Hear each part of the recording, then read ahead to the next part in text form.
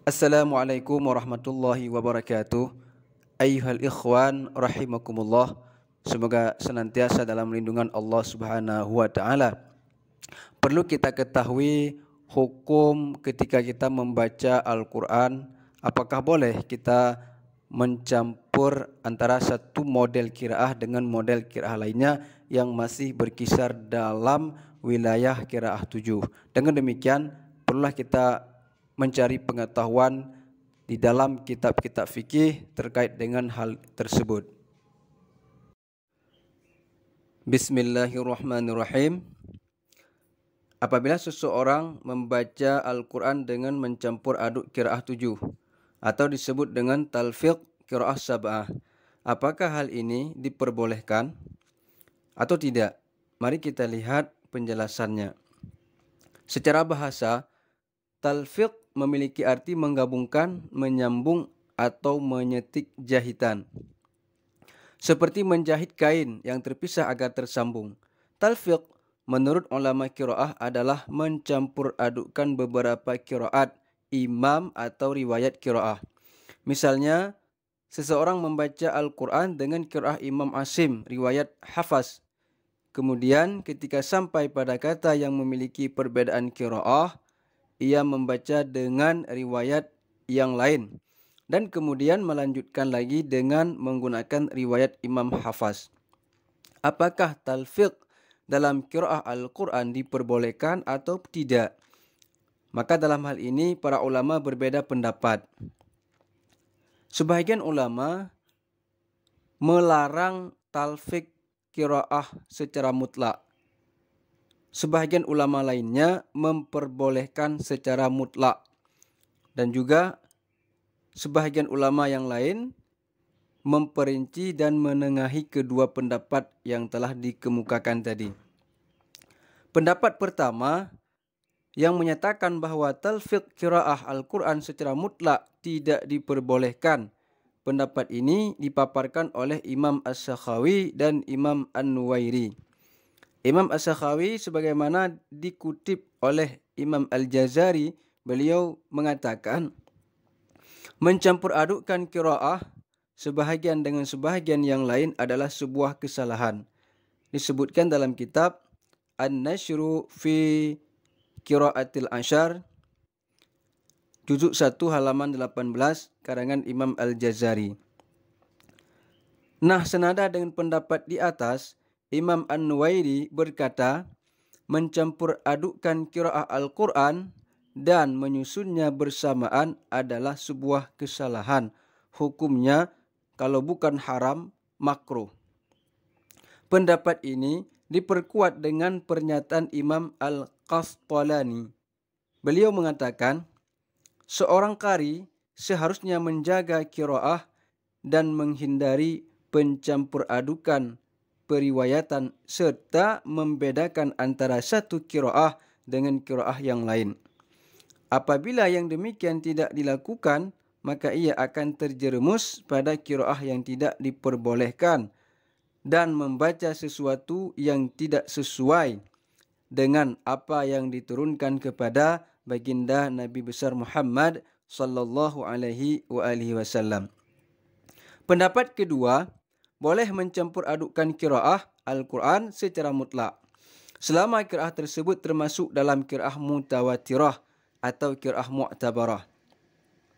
Imam Al-Jazari mengatakan mayoritas ulama memperbolehkan untuk mencampur adukkan qiraah secara mutlak dan mereka menganggap sebuah pernyataan yang salah apabila dilarang melakukan hal tersebut. Ini juga disebutkan dalam kitab yang sama, kitab An-Nashru fi Qiraatil Ashar, juzuk 1 halaman 18, karangan Imam Al-Jazari. Untuk memperkuat argumentasi ini, mereka menyatakan bahwa apabila suatu qiraah telah terbukti mutawatir atau sahih, maka larangan untuk membaca riwayat qiraah tersebut tidak memiliki landasan yang tepat. Sebab qiraah yang telah terbukti mutawatir dan sahih merupakan qiraah yang dibaca oleh sahabat-sahabat Nabi di hadapan beliau. Pendapat ketiga, menggabungkan dua pendapat tersebut secara terperinci. Yang pertama, apabila salah satu qiraah tercampur dengan qiraah yang lain, maka hal tersebut tidak diperbolehkan atau haram. Seperti pada surah Al-Baqarah ayat 37 yang berbunyi fatalaqqa Adamu min rabbihi kalimatin fataba alaihi innahu huwat tawwabur rahim. Dalam qiraah Imam Ibnu Katsir, lafaz Adam dibaca nasab atau berbaris fathah. Dan lafaz kalimat dibaca dengan rafa atau berbaris dhammah. Sementara pada imam yang lain membaca lafaz Adam dengan dhammah dan lafaz kalimat dengan fathah.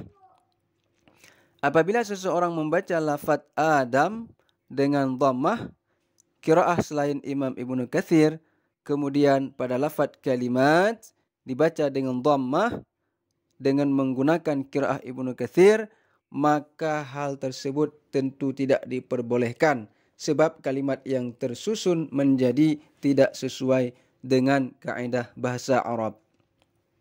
Kedua, apabila talfiq dari jalur periwayatan atau mencampur adukkan antara beberapa riwayat qiraah, maka juga tidak diperbolehkan sebab hal tersebut mengingkari periwayatan dan merusak kredibilitas perawi. Sebagai contoh, dalam surah Al-Baqarah ayat 3 yang berbunyi alladzina yu'minuna bil ghaibi wa yuqimuna as-salata wa mimma razaqnahum yunfiqun. Apabila seseorang membaca yu'minun dengan mengganti waw pada huruf hamzah menggunakan riwayat Imam As-Susi, kemudian membaca razaqnahum dengan menggunakan silah mim jamak menggunakan riwayat Imam Qalun, maka ia telah mencampur adukkan dua riwayat qiraah, yakni riwayat Imam As-Susi dan Imam Qalun. Meskipun dalam pencampuran riwayat tersebut tidak merusak tatanan makna yang terkandung dalam Al-Quran, namun secara nyata ia telah mengingkari periwayatan dan merusak kredibilitas perawi. Ketiga, apabila tidak dimaksudkan untuk mencampur aduk qiraah dan riwayat, tetapi digunakan untuk sekedar membaca, tilawah atau untuk pembelajaran, maka hal tersebut diperbolehkan meskipun menurut ulama qiraah termasuk hal yang tercela. Menurut Imam An-Nawawi, apabila seseorang memulai membaca Al-Quran dengan menggunakan salah satu qiraah yang 7, maka sebaiknya ia terus menggunakan qiraah tersebut selama maknanya masih berkaitan. Apabila hubungan maknanya terputus, maka ia boleh membaca dengan qiraah yang lain. Namun yang paling baik adalah tetap menggunakan satu qiraah saja selama ia masih dalam majelis yang sama. Disebutkan dalam kitab At-Tibyan fi Adabil Quran halaman 76 karangan Imam Nawawi. Lalu bagaimana apabila dalam solat seseorang menggunakan berbagai macam qiraah? Sebagaimana dijelaskan yang di atas tadi, yaitu apabila mencampur adukkan dua qiraah dapat merusak tatanan bahasa dan makna, maka hal tersebut tidak diperbolehkan. Ini sudah jelas. Namun, apabila ia membaca sebahagian halaman Al-Quran dengan qiraah Imam Nafi' misalnya, dan separuh halaman lagi dengan qiraah Ibnu Katsir, maka hal tersebut diperbolehkan selama antara dua ayat yang terakhir dan yang awal tidak memiliki keterkaitan makna.